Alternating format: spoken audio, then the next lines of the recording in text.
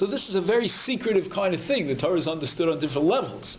Here the Torah is telling you about details of a story that happens in the lives of the Avos, and yet the deeper significance is that which is happening in the lives of the Avos is going to be a simon, is going to be symbolically foretelling what's going to happen to the children.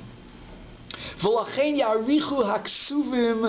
therefore the psukim are very, very minute detail, in great length.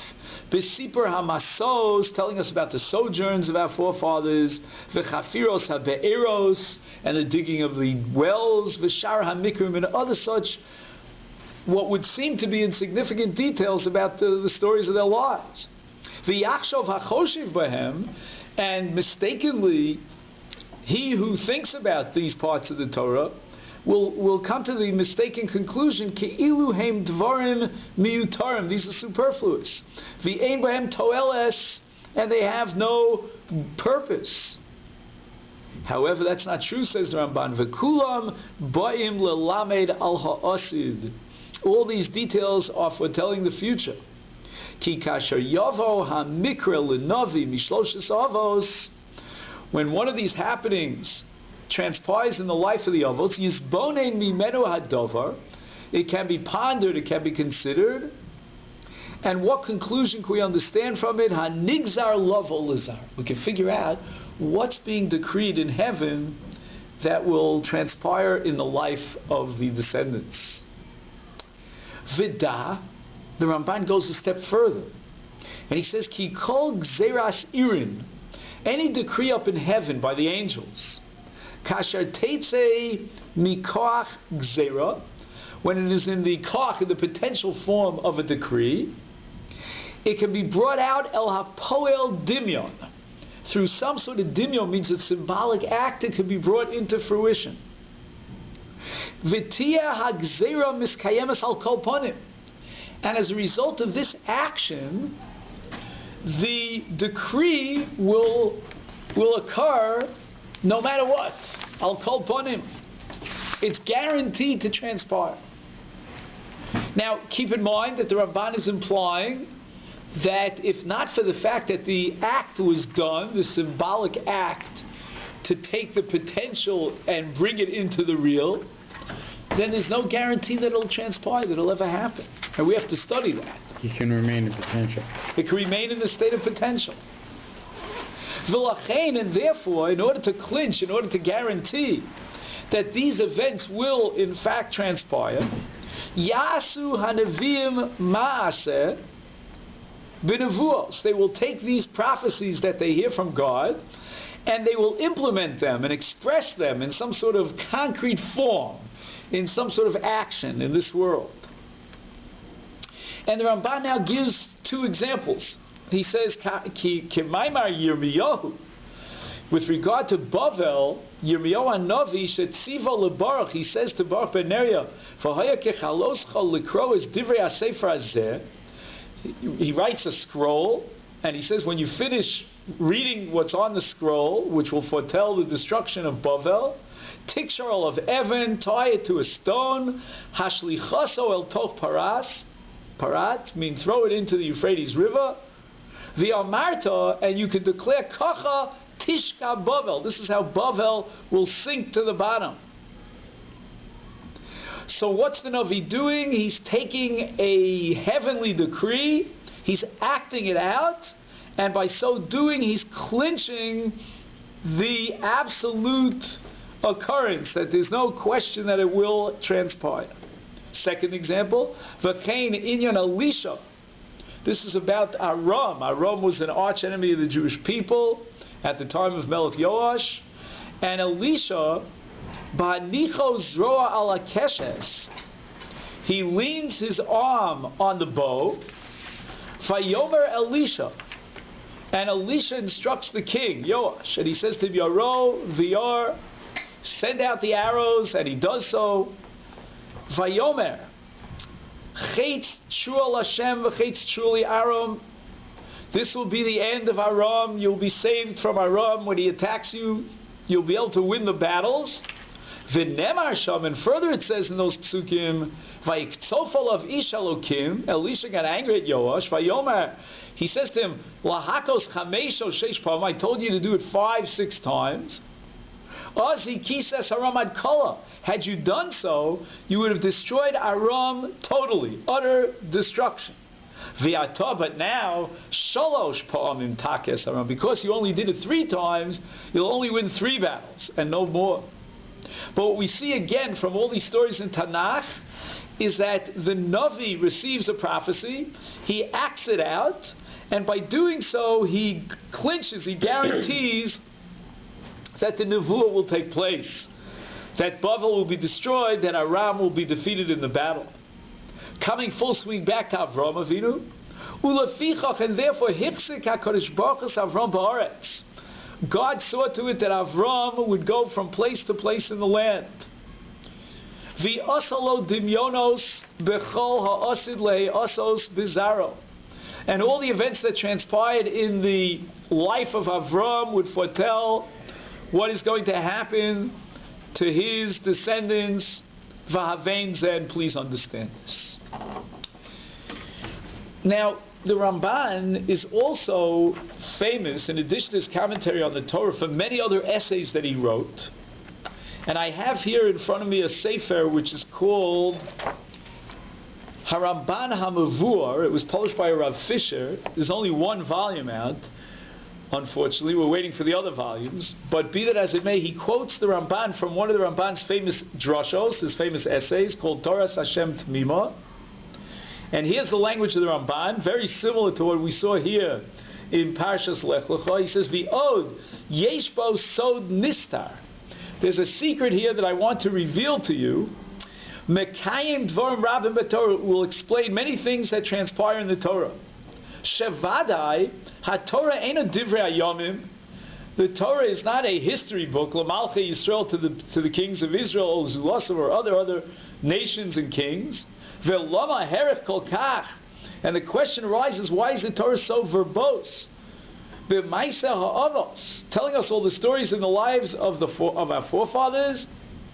Lomar, for example, kama be'eros chafar Yitzchak, how many wells did Yitzchak dig?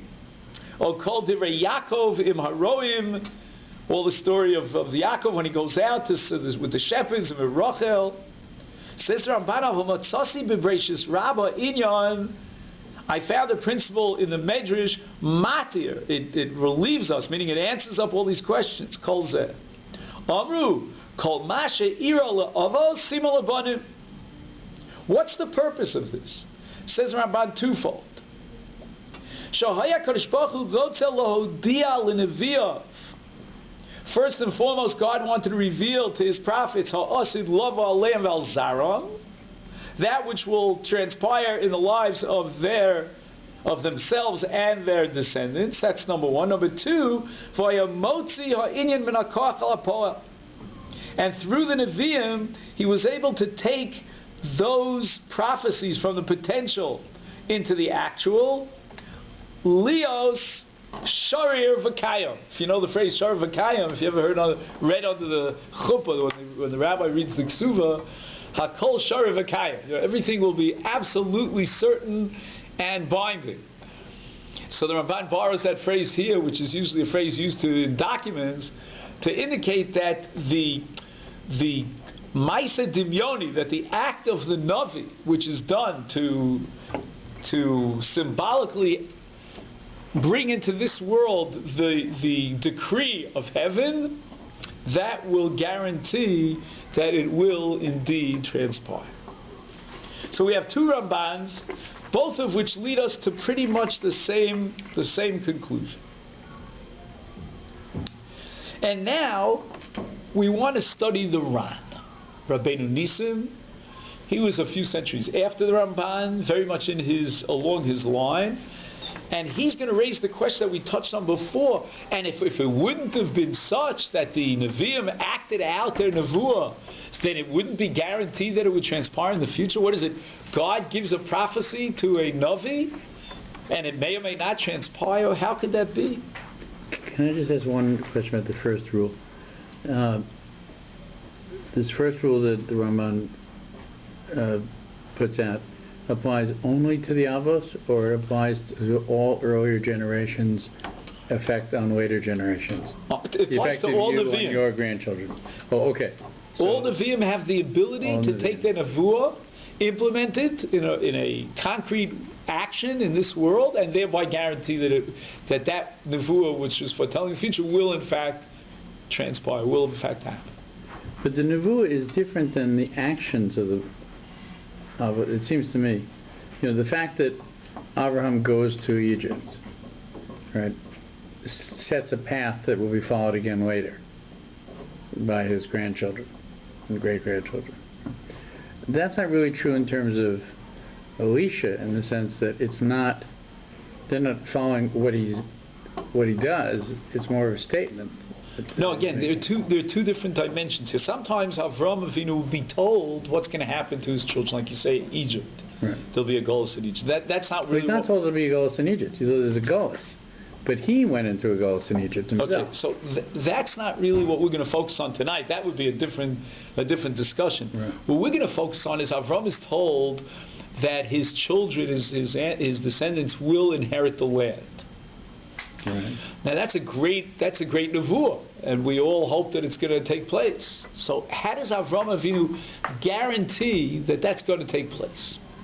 He does an action, and he goes from place to place, and by settling in different places, he takes that theoretical, abstract nevuah that exists in this theoretical world, and he brings it down into this world and clinches it. So let's go on and see the Ran. The Ran is very analytic about this whole discussion. He says the following: Omnam Dvar Elu Hapolim. This whole subject matter, Dvar, this whole subject matter of Elu Hapolim Hadimyonim, of these symbolic actions, Hamakaimim, which will guarantee Ha'asid Al Kol Panim, that no matter what, they will happen. Kedivrei Ramban Zal Matmiyah. Matmiyah means I'm amazed by it. Ki zeh matil rifyon v'chulsha. This implies a weakness, bi'udim, for all those prophecies, asher lo ba'aleim poel dimyoni. There are many prophecies where we don't find that the Navi acted out the Nevuah. Shelo yu hechrechim liskayim. By implication, the Ramban is telling us that they may or may not transpire. So that puts a certain weakness in prophecy. We believe in prophecy. If God transmitted a message to a prophet, we believe it's going to take place. Do we not? Ki imhem hechrechim. And if in fact you're going to argue, which we certainly would argue, that every prophecy is hechrech, meaning it's definitely going to happen, lama yaseh pol dimyoni, why was it necessary, biktsasam, in certain cases, to implement these actions, l'kayim hayirud, to guarantee the ultimate fulfillment of that prophecy? Ukvar ukayim biladav. Wouldn't it definitely be fulfilled even without this poel dimyoni, without this action on the part of the Navi? So basically the Ran is asking the following question: if you believe in Nevuah that it'll always take place, what do you need the Koach Dimyoni? And if you need the Koach Dimyoni because of the lack of definite, certain knowledge that this Nevuah will in fact take place, then you're implying that in those Nevuahs where the Navi didn't act it out and there was no Poel Dimyoni, that the Nevuah is not going to transpire, or may not transpire. V'nireh, says the Ran, shahoisa hatshuva bazeh.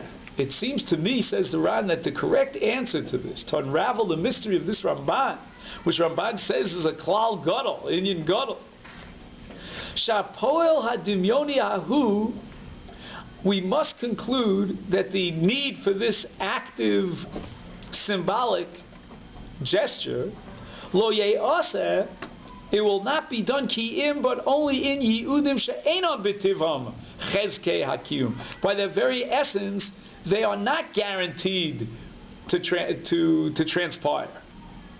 What are these prophecies that may or may not transpire, and therefore they need the Poel Dimyoni in order to clinch them? Vehem Hamiyadim Ra. These are prophecies of evil, of something bad that's going to happen. Ki heim, regarding those prophecies, ein in yonam shis kaim al kol panim. There's no guarantee that those prophecies will actually take place. Ki lama, why? Why should you say they'll definitely take place? Hashem yisparach erech hapayir. We believe that God is merciful. He's long-winded. In Yoshuv Hagoy Hamiyuad Bira, if that nation who has been destined for evil will do tshuva, Hahu, in such a case, Ela v'nichem, God, regarding such a nation, will say, v'nichem, I take back what I said, I rescind the prophecy that you will be destroyed. Does anybody know what, it'll come up in just a few minutes, but what case would the Ran have in mind where there was a prophecy that a nation would be destroyed, but they did tshuva? Yonah. Yeah, Nineveh. Syria. In the case of, yeah. Yoshiv me'alem apo, God will remove his anger, kasher ra'inu b'Nineveh.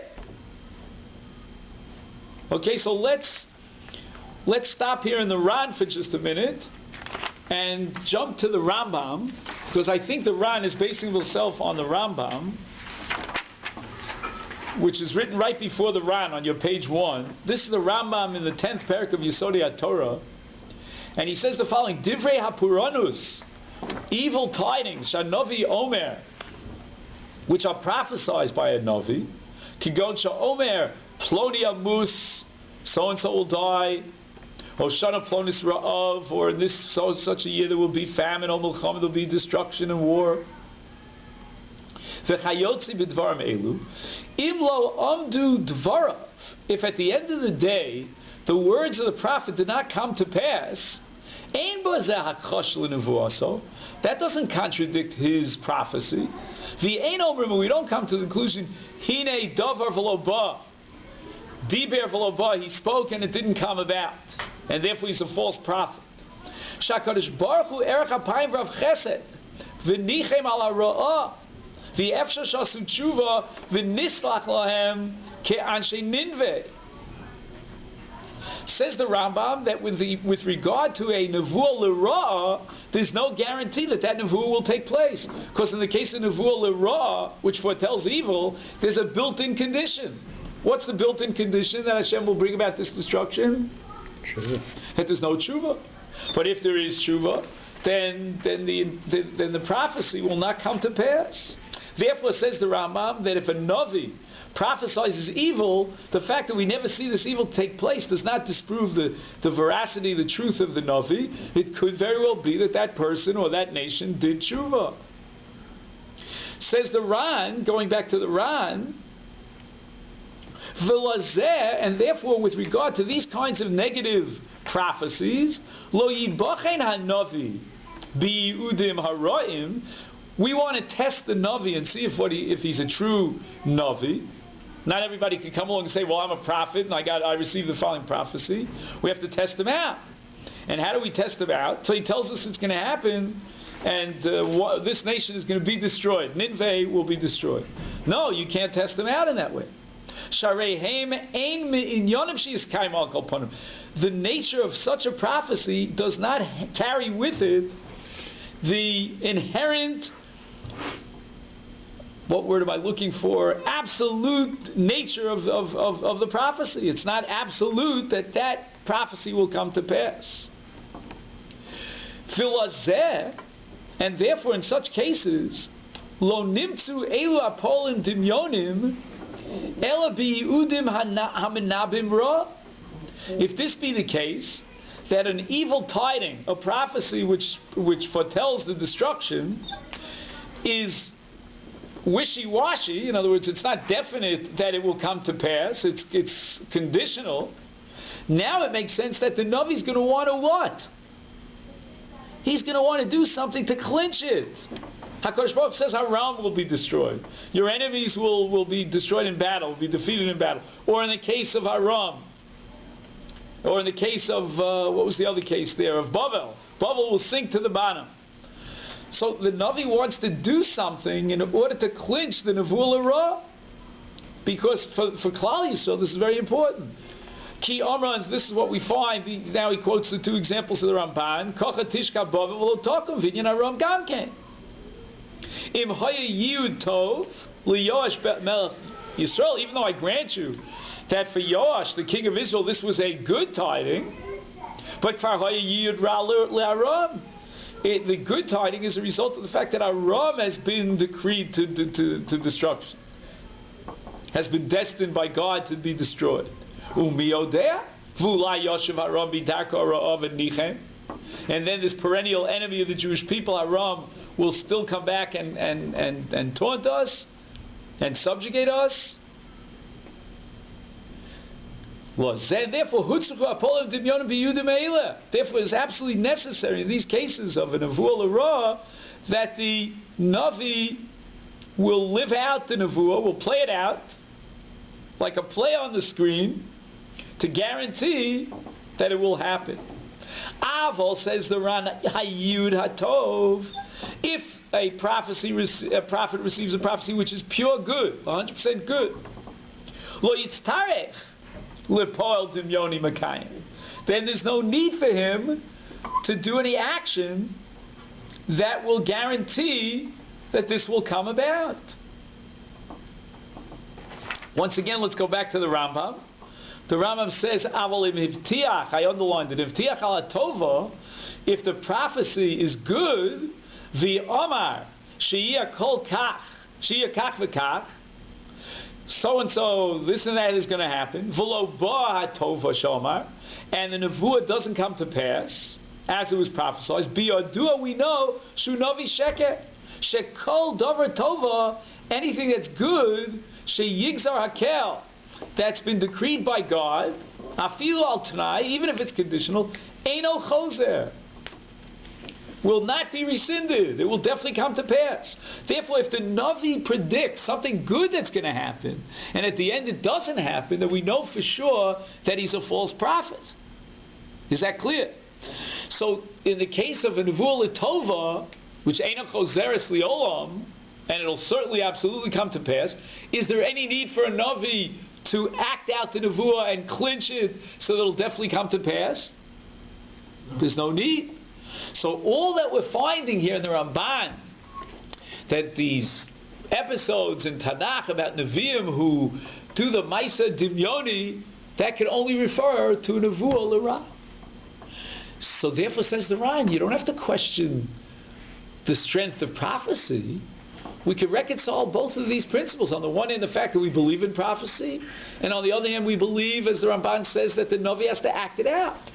We believe in prophecy with regard to what kind of Nevuah L'Tova, and there the Navi doesn't have to do anything. It's guaranteed to come to pass. But where do we not necessarily know a priority that the Nevuah is going to come to pass, and therefore we need the Navi to do something, a Nevuah L'Ra, and therefore there's no stira. That's the Ran's answer to this question. So how was Abraham trying to make ways to make sure that the Nevuah came true if it was for good? Excellent. Come right back to your question. Look at the next paragraph in the Ran. So there's a Nevuah L'Ra, and the prophet tries to actualize it by doing Pu'ula, but the nation that was the beneficiary, or sorry, not the beneficiary, the opposite, the recipient of the Nevuah does tshuva, what wins out? It seems, according to the Ran, at this point the decree is the decree. What should I say? It's like a Gzar Din from HaKadosh Baruch Hu that's been handed over to the Malachei Asharis, and they're just going now to implement it. At that point, there's no possibility of tshuva. Even if if the nation does tshuva, again, will HaKadosh Baruch Hu find in His infinite wisdom some way of saving the Jewish people from this nation, and at the same time saving the nation? Maybe. That's a possibility. I mean, for that you really have to learn Sefer Yonah well and see if that's so in the case of Nineveh. The tshuva works only if the prophet doesn't do Pu'ula. Right. But the good part of the prophecy, in a bad prophecy, you follow what I mean? It's bad for him, for Aram, or for Babel, but it's good for the Jewish people. The good part is absolutely guaranteed after the Navi clinches it. Why? Because this is a case of a nevuah that's conditional. If the Navi doesn't live it out, doesn't implement it and bring it down into the action, the world of action, then it's a conditional nevuah, and Klal Yisrael could suffer thereof. So the Navi would be best advised, recommended in this case, to do it. Aval ma nasa, says the Ran. For Ramban zal mamshich ze biyudim atovim shenemru Avram. I thought I had a good answer to the Ramban. Says the Ran, I thought I had a valid explanation and a thesis that would hold up, but it doesn't hold up because the Ramban extends his principle of Maisei Palim, of Koach HaDimyoni, to Yudim Tovim. Ki berubam, in almost all the cases that the Ramban applies this principle to, Nasa Pol Dimyoni Mekayim HaYiyud, that the Ramban says that the Navi has to do this Pol Dimyoni. It's a very positive nevuah. Let's just take the example that we're dealing with. HaKadosh Baruch Hu promises that Bnei Yisrael will inherit the land, and what happens? Avram has to go from place to place to make a Maisa Dimyoni, some sort of symbolic act to clinch the nevuah, but it's a nevuah l'tova. Ume'ata, and therefore at this point, Shema Masha Amruhu Bazeh. Well, listen carefully to what I will tell you. And now the Ran is going to reject his original thesis and present the second one. Vehu shi'adua she'ein miteva hayud hatov liskayim yosem min hayud hara. He says, if you think about it, to the same extent that a nevuah l'ra inherently is conditional and should not be absolute and certain, the same logic should apply to a yud l'tov. It too should be conditional, but just in the opposite sense. So in the case of a yud l'tov, what should be the condition? You still got to make it happen. No, I'm asking, what should be the built-in condition? In the nevuah l'ra, we said the condition is they don't do tshuva. What should be in the nevuah l'tova? You don't deserve it of some sort, or as long as they deserve it. That's going to be the condition. They have to deserve it. Ki k'moshe midas hadin no senes, just like the attribute of justice demands shahamiyud hara, that the person who's destined for rak sheyetiv hetiv masav, when he improves his ways, yikara dino gzar dino, will rip up his decree. Cain, on the flip side, roy shamiyud l'tov, if there's a decree, a verdict that's good for someone or some nation, kishayira ma'alav, when he will contaminate or pervert his actions. Shechetov yimanu atov bimenu. His sins should now prevent the goodness from happening to him. V'yein bein zel klum. There's nothing inherent in nevuah l'tov and nevuah l'ra that differentiates one from the other. Essentially, inherently, they're identical. Both should be conditional. Umikra mole dibra kosef. He says, I'll quote to you a pasuk in Tanakh. Rega adaber al goyv al mamlocha livnos v'lintoa. I spoke about a nation that it will construct, it will plant. V'asa rabbi einai. And all of a sudden it does evil. Lebilti shma bekoli. V'nichamti ala tova. God says explicitly, I regret the tova and I will rescind it. I'll take it back. So now the Ran is coming to the opposite conclusion, that whether it's a nevuah l'tova or it's a nevuah l'ra, in both cases, essentially, it's reversible.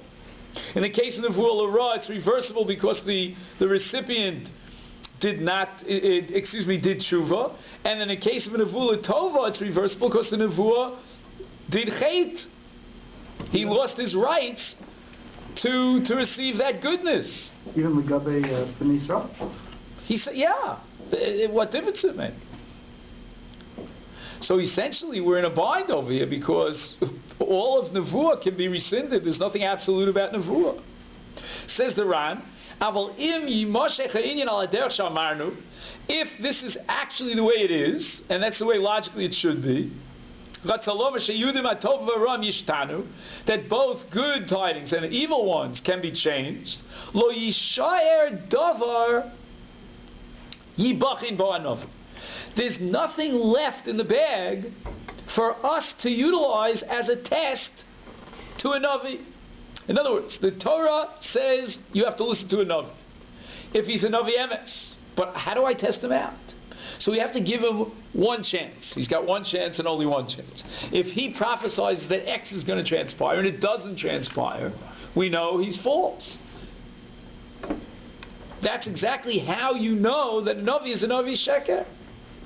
But now, no matter what he prophesizes, and no matter what doesn't happen, as he said it would, there's no way of testing out the Navi. You'll never be able to know who's the Navi Sheker. Because what are you going to tell me? He prophesied that X would happen is good and it didn't happen. Well, that's because the person, the recipient, perverted his ways. He prophesied that Y would happen, something terrible, and it didn't come about. That's because the recipient in this case did tshuva. So you have no way ever of testing an Navi. Ki ha'osos v'amovsim kvar yavou al panim rabim. Because all these signs that he gives, ein emus b'hem, they can never be proven true. You can never demonstrate the truth of his signs. Now, as we use his signs, that he says the following oath, I'll give you mofes, this is one of the things is going to happen. Fine. That doesn't prove anything. Because it might not have happened, it might have happened. So now we're in a bind. Because on the one hand, every single nevuah should be choseres. It should be rescindable and changeable. On the other hand, we're left with no way of testing out a Navi. So who do we listen to? The Torah says, Eilav Tishmun. We're commanded to listen to the words of a Navi. After we've tested him, how can we test them? Says the Ran, the only way of reconciling this is Lozeh haya min ha'hechrech sheyasem Hashem yisbrach ezem min ha'yudim. God therefore would have to choose one class, one category of Yehudim of prophecies, Chezkei HaKiyum, and determine that these would definitely, certainly come to pass. Lo yishtanu b'shum panim, and it will never change. Now, HaKadosh Baruch has two choices. He could either say that any nevuah l'tova wouldn't be rescinded, or he could say any nevuah l'ra wouldn't be rescinded. Which one do you think he's going to choose? Tova. The tova is not going to be rescinded because God is basically a Rahman. He's compassionate. He doesn't want to steal the rights of a sinner to do tshuva. He always wants to wait. V'lama u'lemasha lo haya efsha ze b'yudim aroyim. By process of elimination, he couldn't have done so in the case of evil tidings. Ki ein michok Hashem yisbarach lahara l'shavim elov. It doesn't. It's not the just God who would say that an evildoer can't do tshuva. God waits until the very last day for someone to do tshuva. In Cain, by process of elimination, behechrech, we have no choice. Sheyikayim ha'yudim atov mal kol panim. Ki zelo yoter davar lo yuchal livchon ba'anavi. If we don't do so, there will be no way of testing out a navi. So what are we left with? We're left now in the Ran's second formulation with something very, very similar to the first formulation. Because even in the second formulation, the Ran is coming up with a fundamental distinction between two categories of nevuah. Nevuah l'ra, which is conditional, it can be rescinded. Nevuah l'tova is absolute. It's certain. It cannot be rescinded. Now, so how is this second formulation of the Ran different from the first formulation?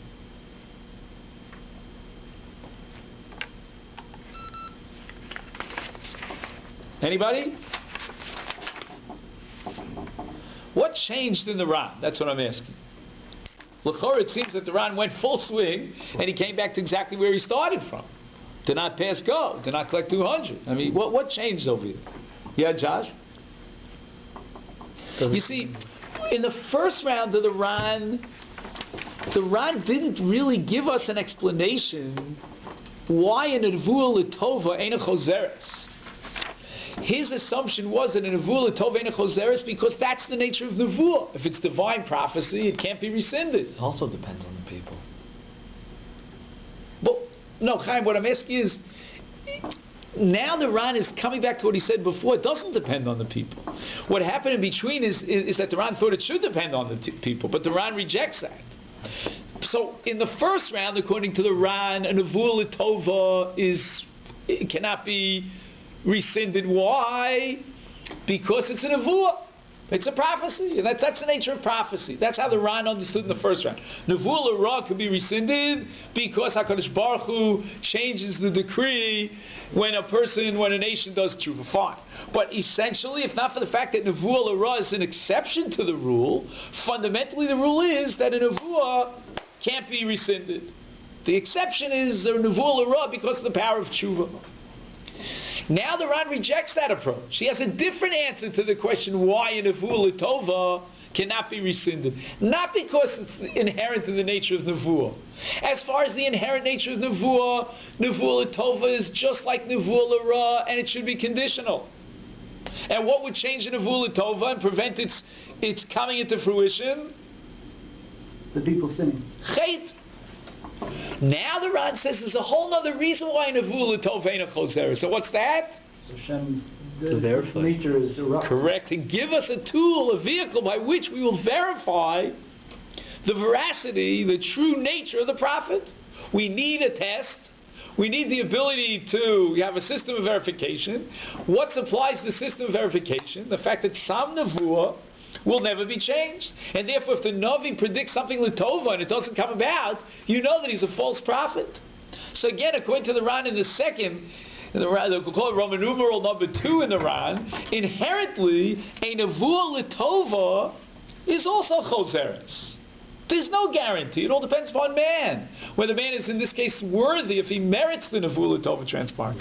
But at the end of the day, the Ran agrees that a nevuah l'tova ain't a choseres in order to avail us, in order to give us a possibility of checking out the Navi. And now we ask the following question. What's the nafkamina between Ran numeral number 1 and Ran numeral number 2? And for that I want you to see the next paragraph. Okay, are we all together? All right. V'achar shelo haya kach rak lahechrech asher zacharti, and since the only reason, according to the Ran in his second formulation, a nevuah l'tova ain't a choseres, and a good tiding will definitely take place, is because of the need to give us, as we said before, a possibility of testing out the Navi. Roi shekasher lo yischayev mitzad hechrech, if it wouldn't be necessary, sheyunach ha'inyan l'tivo, then it would be left in its natural state, meaning that any nevuah is conditional, even a nevuah l'tova. V'hu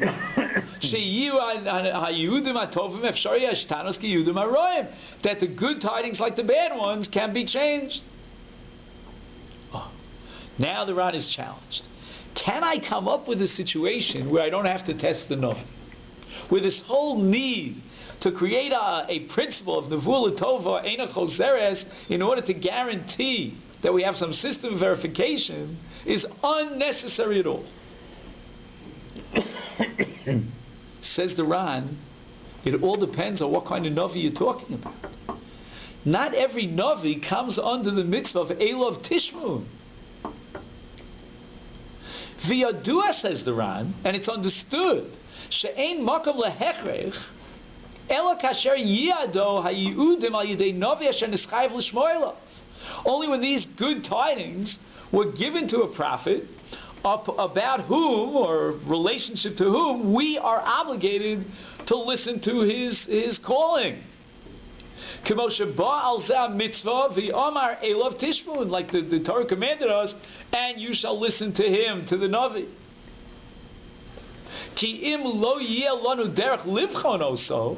If we have no means of verifying, of testing him, how can you command me to listen to him? I don't even know if he's a Navi Emes or a Navi Sheker. Beautiful. He says our forefathers, Avraham, Yitzchak, and Yaakov, even though they were certainly Nevi'im, but they were Nevi'im about whom we could not apply the mitzvah of Eilov Tishmun. They weren't included in that rule, in that mitzvah, that command of Eilov Tishmu. Ratzal lomar shelo hayu michlal hanavim shenitztavinu l'shmor aleihem. Why does the Ran insist that we don't have to listen to these Nevi'im, Avraham, Yitzchak, and Yaakov? Who can give me a simple explanation? Why? There was no lishma love. Why is there no mitzvah to listen to Avraham, Yitzchak, and Yaakov? If Avraham tells you to do something, he says he got a prophecy, why don't you have to listen to him? I mean, you should have that mitzvah of Eil Tishma, and then you have to test him out, see if he's a Navi Emes or not. Why not? Anybody? Can anybody come up with an answer? The mitzvahs we do are not based on the commands or prophecies of the Avos. Why not? Pre-Torah. Pre-Torah. That's one simple answer. It's before the mitzvah of Eil Tishma was given. What else? They had no followers other than their kids. It was known to whom to transmit the nevuah. So, for example, what would you say the following? If Hashem came down to, you were a prophet, okay? I don't know if that's one of your aspirations in life, but let's say you were. Maybe you should aspire to be a prophet. I mean, you know, the Shulchan Aruch, the Ramah brings down in Shulchan Aruch that you shouldn't give a baby, a Jewish baby, to a non-Jewish meinekes. Why? Because of Pesh Asur L'Davar Mashchina. It says by Moshe Rabbeinu, because he didn't nurse from a non-Jewish. So the question is, what do you mean? Moshe Rabbeinu was a Pesh Asur L'Davar Mashchina. What's got to do with my little baby? The answer is every little baby is potentially a Pesh Asur L'Davar Mashchina. This is a famous word from Yaakov Kamenetsky, I think. The bottom line is that if God comes to you in a prophecy and he doesn't tell you to transmit that prophecy to others, you know, there were thousands of prophets throughout Jewish history. Not all of them, 48 of them or whatever it is, the Gemara enumerates them in Masechta Megillah, they had a prophecy that had to be transmitted, but there are myriads and endless number of prophecies that were personal. So there's no Eilov Tishmun. So when does the mitzvah of Eilov Tishmun apply? After the Torah is given for vis-a-vis Nevi'im who are transmitting a message to Klal Yisrael, and that message has to be received and has to be obeyed and worked and acted upon. That doesn't apply to Avraham, Yitzchak, and Yaakov. Is Memela, says the Ran, we go back to square one. That any nevuah is a nevuah choseres. Even a nevuah l'tova. Aval ha'ava shlo hayu mechlal zeh. Ratzal lomar shlo hayu mechlal hanavim shenitztavinu l'shmor aleihem. Nisharu hayeudim ahem al tiv'eim hamuchlat. We could leave all the prophecies in their natural inherent state, and we don't have to change them, meaning they're all conditional. With regard to the positive nevuos, like the negative ones, there's a possibility of bittul, that it won't come to pass. So, for example, if Avraham Avinu receives a prophecy that his children, his descendants will inherit the land, maybe they won't be deserving of inheriting the land, chas v'sholom. They'll go off the path, and if they stray off the path, they don't merit it, then it's not going to happen. We just finished saying that in nevuah l'tov ein a choseres, but the Ran already establishes that's not inherent in the nature of nevuah.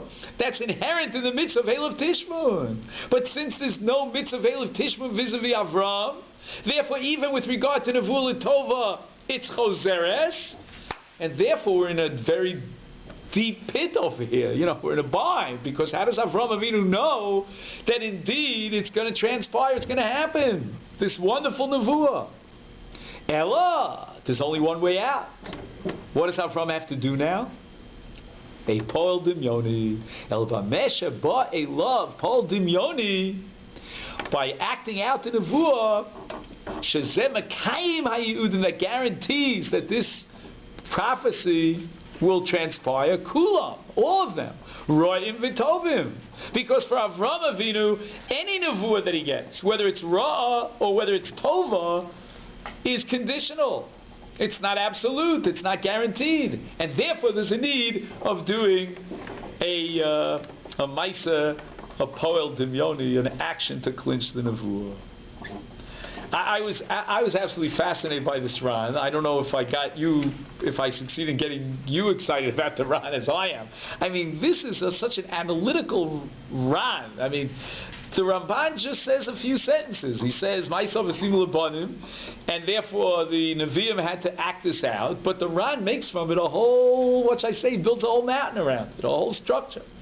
Namely, that are we questioning the veracity and the truth of Nevuah? This is Machdis Rifyon in Nevuah. I mean, you're telling me that unless the Navi does this, and what about those Nevi'im that weren't acted out? I mean, what? So we can't believe in Nevuah anymore? Says the Ran, no. With regard to Nevuah L'Ra, that's where we need this action to take place because there's no absolute. No, but what about Nevuah L'Tova? If a nevuah l'ra is logically, it can't be absolute because you're giving a person the right to do tshuva and change the nevuah so the decree won't come to pass, the same logic should apply nevuah l'tova in case the person who receives this good tiding will not live up to the standard. Says the Ran, but we have to guarantee the mitzvah of Elav Tishmu. Bizbazei bachin hanavi. But that doesn't apply in the case of Avraham Avinu. Memela, what happens in the case of Avraham Avinu is that a nevuah l'tova and a nevuah l'ra, both categories of nevuah, are changeable. They're all conditional, and therefore Avraham Avinu will have to do an action in order to clinch the nevuah and guarantee that it will transpire. Both in the case of nevuah l'ra, which is true for all nevi'im, but in the unique case of Avraham Avinu, extends even to nevuah l'tova. Other nevi'im who receive a nevuah l'tova, they don't have to do any actions because a nevuah l'tova is any choseres. But in the case of Avraham Avinu, even in a nevuah l'tova and kolshkein in a nevuah l'ra, if he doesn't act it out, there's nothing to guarantee that the nevuah will transpire. And here I want to share with you a sefer called the Arvei Nachal. Yes. Does he ever act out? Do the Elvis ever act out? Negative? We'd have to go through all the cases of the Ramban. I'll leave that for another time. If you press me on it, believe me, I'll come back to you. I don't remember offhand, so I don't want to take a venture. But again, there are 18 different cases of Ma'asav v'simul abanim in the Ramban, and we have to go through case by case and see. I'm almost convinced. Are they listed together? No. That's spread out throughout the Chumash, and also so the he just keeps coming back to the theme. Yeah, the introduction to Sefer Shmos, he has it. Right. I believe in the case of Yaakov Avinu, he has a whole thing about how the mice of Esav and Yaakov, when Esav is running after Yaakov, that's a nevuah l'ra, but within that nevuah l'ra, there's a possibility of Yaakov doing certain things that will save Klal Yisrael from the evil of Esav. And those things Yaakov has to act out. But again, as I say, we'd have to, maybe after we finish, if we have time, we can do it. But I'd rather do it on another occasion. And I'll be sending you an email so you can respond to my email and remind me. Correct. Maybe that's also a kind of. But again, once again, we're talking about the Navi using his ingenuity and his active initiative to do something to guarantee the nevuah. But I want to share with you as we complete this discussion the Arvei Nachal. The Arvei Nachal lived about 2 centuries ago, a little bit more. Basically, he flourished in the early 19th century. He was a Kabbalist. And the truth of the matter is, I don't know beans about Kabbalah, and I don't claim to know. There are other Rabbanim, Rabbi Tatz, for example. I mean, I'll give you a whole share in Kabbalah. I can't. I learned by Moshe Shapiro just like Rabbi Tatz did. He was my Rebbe for 2 years, but I didn't understand all the Kabbalistic stuff. I wasn't on that great level. And also, it's been a long time because since I went to Rav Soloveitchik for 5 years. After that, you clean that out. Yeah, I don't know. It's it's deep in the memory. But I do remember that there are 4 worlds, and the Arvei Nachal is going to develop this idea of the 4 worlds and show how this concept of the Navi symbolically acting out the Nevuah has any relevance, any meaningfulness. He says, Omnam inyan hapolim hadimyono shel niskasha ranzal nirli lahasbir ha'inyan al piderech ha'emes. What does ha'emes mean? Truth. Kabbalah. Emes means Kabbalah. You should know that's in anything that has anything to do with the Ran or the Ramban, the word Emes is synonymous with Kabbalah.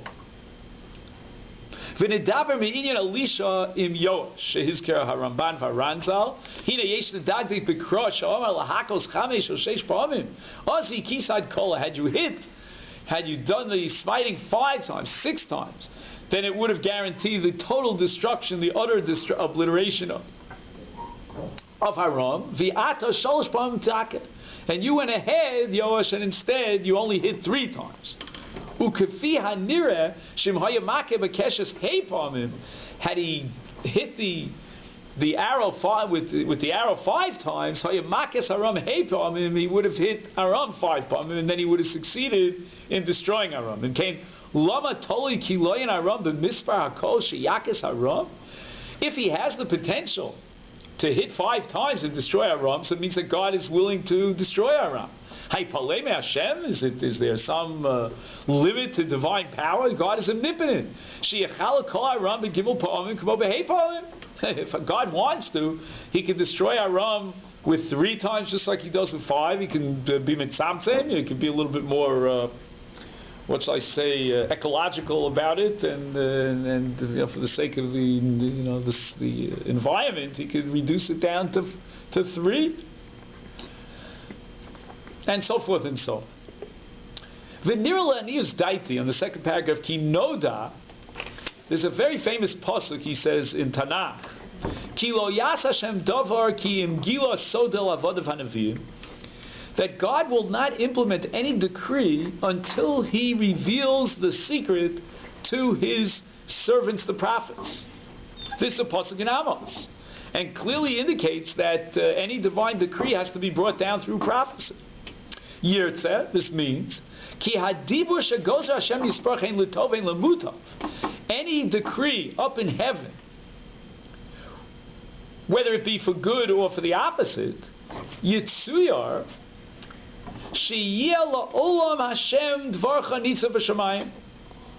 It should be constructed or construed and understood within the context of a pasuk in Tehillim that views or pictures in front of us that the Dvar Hashem, the divine decree, is suspended in the heavens, meaning it exists in a world that's above this world, shall we say, in a different reality than our reality.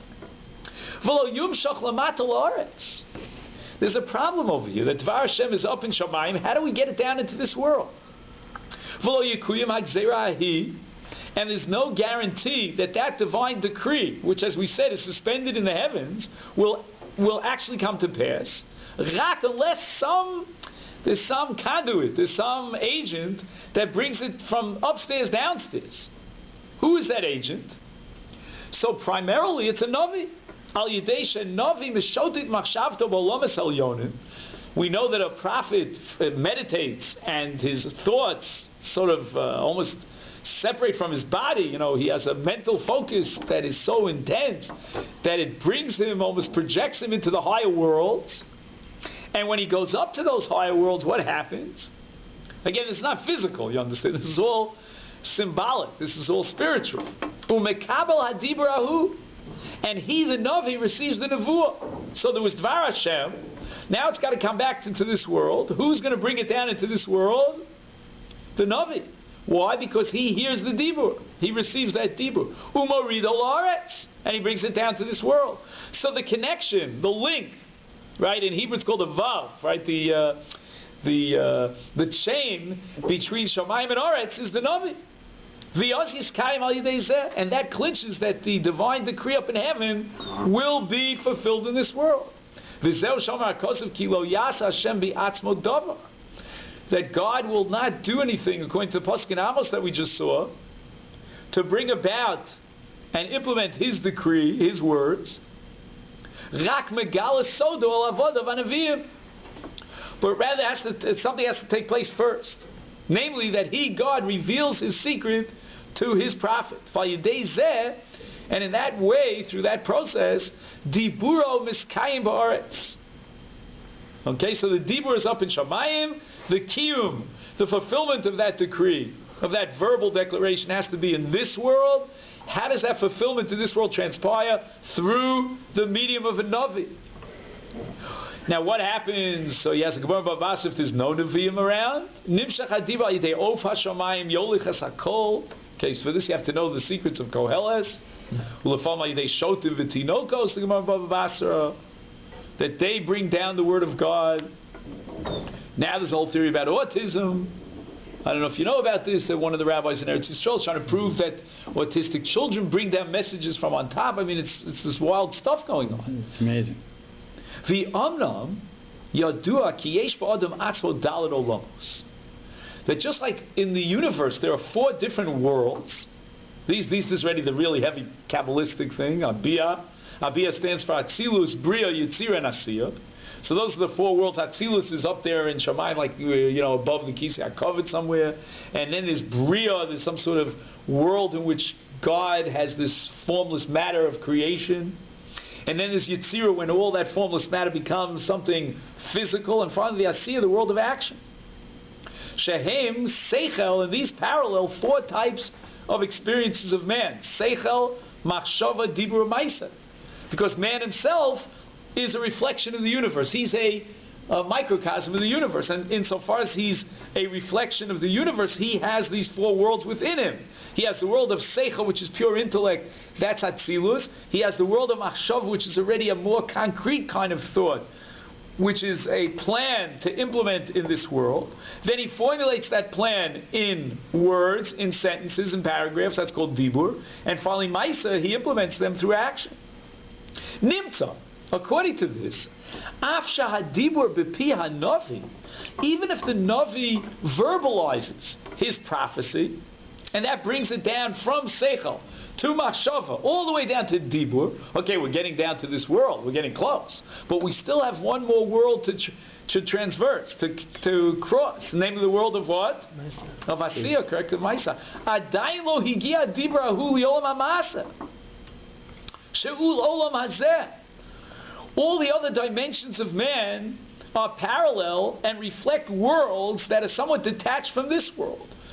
That part of man, of man's experience, of human experience, which parallels the connection between the upper worlds and this world, and has the power to bring down all that exists in the higher worlds into this physical, lowly world, Shu Olam Hazeh, is only Maisa. It's not Dibur. As powerful as Dibur is, it still only gets to the world of Yitzira.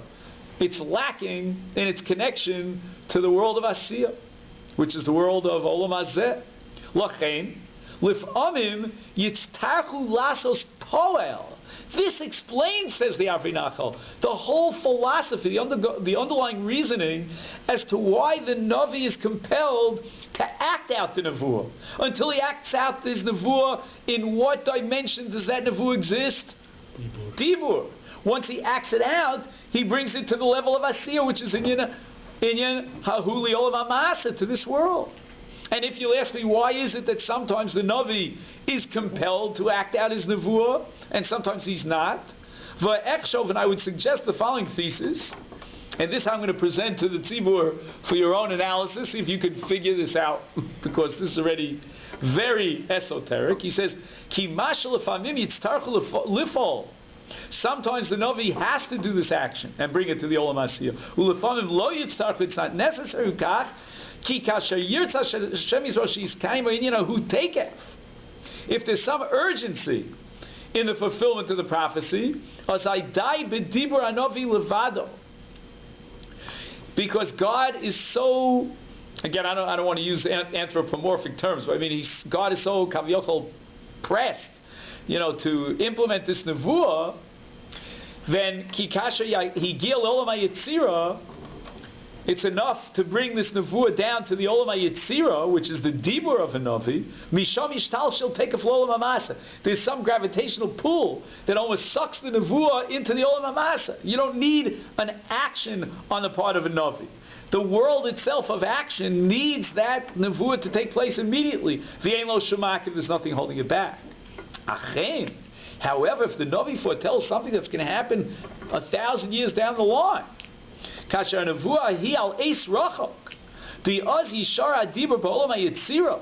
Now the Dibur of the Navi is somehow hovering in this Yetzira world, which is closer to this world, but still is somewhere suspended between the higher worlds of Atzilus and Bria and the lower world of Asiya. And for a long time, it's going to be hovering in that space. It's sort of like it sounds like a Hitchcock movie, where some sort of spirit that's he's not there. They don't want him there. They don't want him here. He's somewhere in between. So then, in Cain, B'Gias Man, what happens when this time period passes? Adayin lo nifsar lashlichim. It wasn't given over to those who want to take it down into this world. Horido la'aretz me'achar she'ein zman adayin. So it can't be brought into this olam asiyah because it's premature. So what's going to happen later on? So there's a certain fear that the whole nevuah will get lost here somewhere, hanging around, lingering in this olam hayetzira, which is neither here nor there. It's not wanted upstairs, it's not wanted downstairs. There's nothing pushing it forward towards the earth. It might just dissipate into thin air and float back up to Shamayim like a balloon.